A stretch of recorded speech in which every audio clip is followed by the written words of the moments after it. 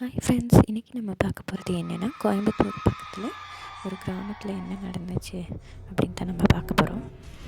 இந்த வீடியோக்குள்ளே போய் பார்க்கலாம். கோயம்புத்தூர் பக்கத்தில் ஒரு காலியான வீடு ஒன்று இருந்துச்சு. அந்த வீட்டுக்குள்ளே யாரும் போக மாட்டாங்க. எல்லோரும் பயந்து. ரீசன் அங்கே நைட்டில் குழந்த அழுகிற சத்தம், பின்ன கதவு தட்டும் சத்தம், அப்புறம் யாரோ நடக்கிற சத்தம்லாம் கேட்கும். அப்போ ஒரு நாள் 3 ஃப்ரெண்ட்ஸ் சவாலாக அந்த வீட்டுக்குள்ளே போனாங்களாம்மா. அவங்க டார்ச் வச்சுட்டு ரொம்ப பழசாக இருந்த ரூம்குள்ளே சுற்றி பார்க்க போனாங்க. திடீர்னு சோத்தில் தொங்கியிருந்த கண்ணாடியில் அவங்களோட முகம் தெரியலையாமா. பொதுவாகவே முகம் கண்ணாடியில் தெரியும்ல, அப்போ தெரியல.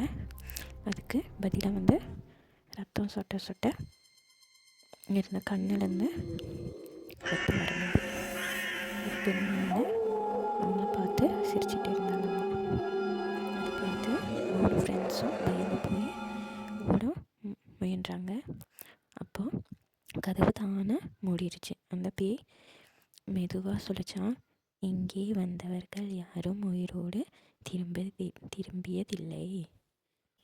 இந்த கதை பிடிச்சிருந்தா லைக் பண்ணுங்கள், சப்ஸ்கிரைப் பண்ணுங்கள். தேங்க்யூ.